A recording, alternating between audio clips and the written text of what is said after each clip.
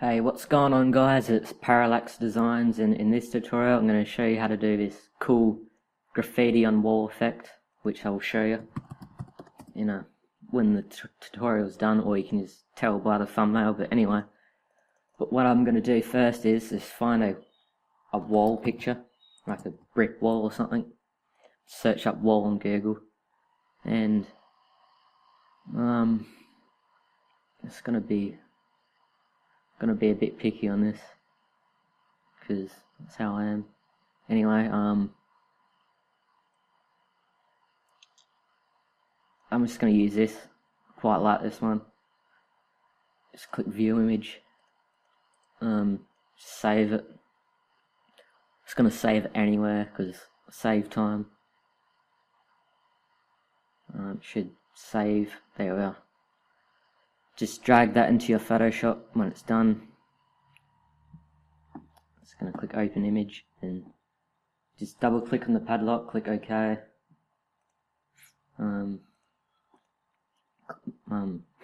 Create a new layer.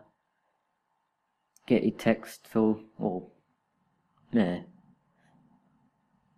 this is my first ever tutorial, so it's a bit sketchy, but whatever. Got to start from somewhere.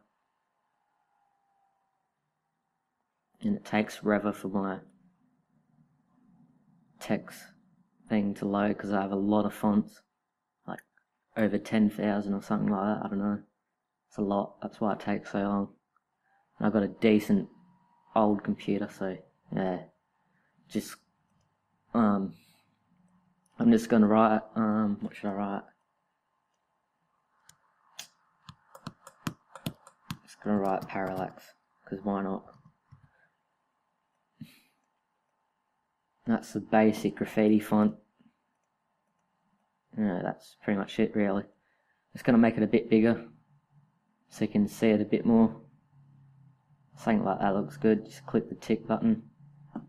Just applies it and click on the text. Click Control A, which selects as, well, I can't talk for some reason, but just selects the text, and just click on this button here, which centers it. I'm stuttering because my brain's telling me don't fail, which clearly am failing, as you can see, but whatever. And once you're happy with your text and you know that's how you want it, then right click it and go convert to smart object. Once you've done that, just click rasterize layer. Then that's pretty much it there. Then what you want to do is go to color range, click the wall texture, go to color range, and go select color range and click on the bit. I'm just going to put that up a bit. Something like that looks good. Maybe 30. Yeah. Click on a part on the picture that's going to remove, it's hard to explain, but you'll see what I'm talking about in a few minutes or whatever. Just click a few times in different areas. That's pretty much it. Just got to play around with the fuzziness, and that's it there. Which that does, it select, can't say that word.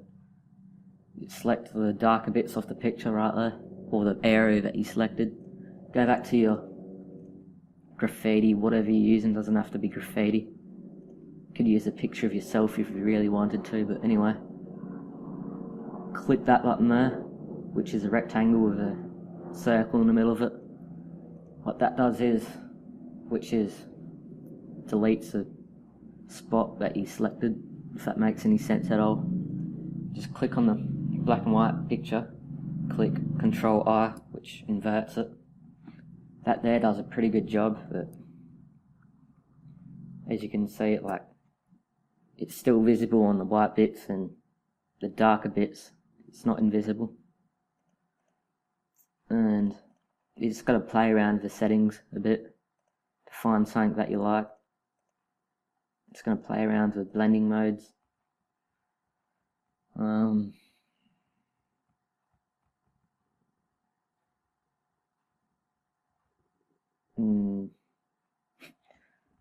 put it back to normal.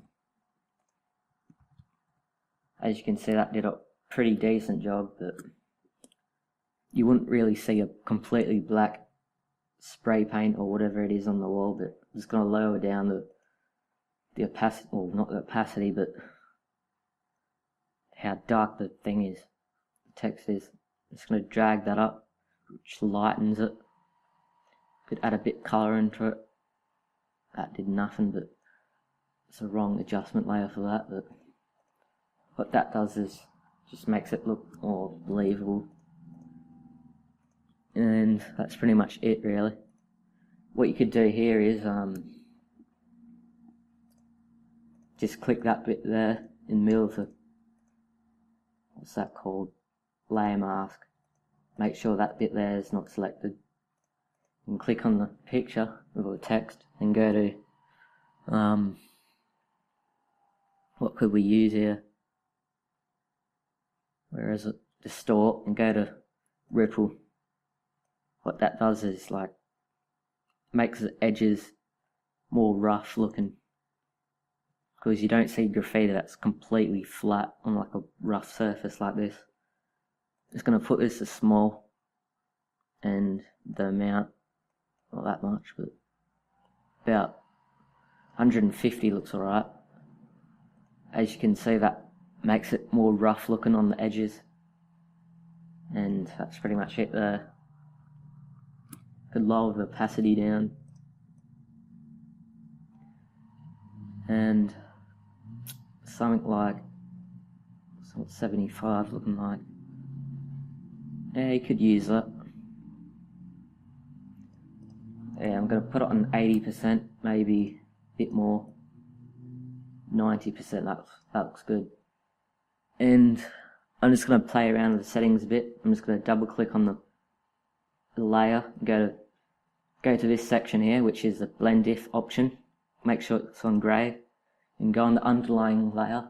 Just going to play around with the settings until you find something that you like. But Alt click this bit here, which is, if you go like that, it's rough looking, as you can see. Doesn't look good at all, but once you Alt click it and drag it, it's more smooth of a transition. It's pretty hard to describe what it does, but it removes, like, makes the layer not visible where the underlying layers like got shadows and dark areas. And if you want to do the opposite, get the white end and drag it down, which that won't be visible on the widest bits of the picture. As you can see, that did a pretty good job before and after. That just made it a little bit lighter, but you can drag the opacity back up again. Or you can play around with the curves, make that bit brighter again. You just got to play around with it. Every picture's different, by the way, so if you didn't notice, you shouldn't notice right now, but yeah. That's a pretty cool effect. You could use this as a YouTube background or whatever, desktop background. It looks pretty good. And to finish it off, I'm just going to do a colour correction. This is totally optional, but I'm just going to do it for the fun of it. This bit here is a adjustment layer and a colour lookup. This is a pretty unknown effect that does an alright job. You just scroll through it, find something that you like. It looks alright, it's a little grungy looking.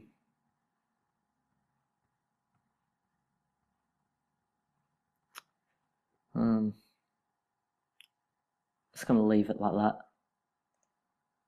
Just going to lower the opacity down to like 50%. And that's pretty much it. You could tell that was on the wall. Totally not photoshopped or anything. But if it zoomed out a bit like this, it could fool you that it's actually on the wall.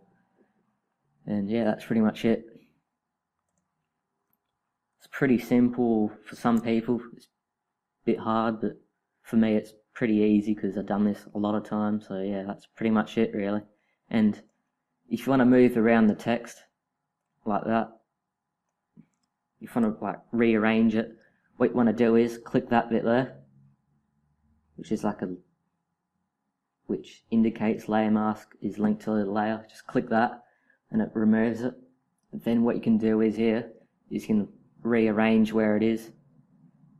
If that makes any sense. So that layer mask stays where it was before. If you do that, the whole thing moves. And if you unlink it, you can just move the picture by itself, or the layer mask. Depends what you click on. As you can see, if you want to put it down here or something, just do that. Doesn't really matter. And just re-link it when you're done with it, and that's pretty much it. Hope that teaches you something different. Hope it's like, yeah, hope you learnt something, and there'll be more of these tutorials in the future. Depends when I'm busy or not. When I get the time to. Probably be a new video up there like every weekend or something. So I currently got school and whatever, so yeah. That's pretty much it. I hope you enjoyed the video. Thumbs up, subscribe, comment, whatever. And anyway, see you later.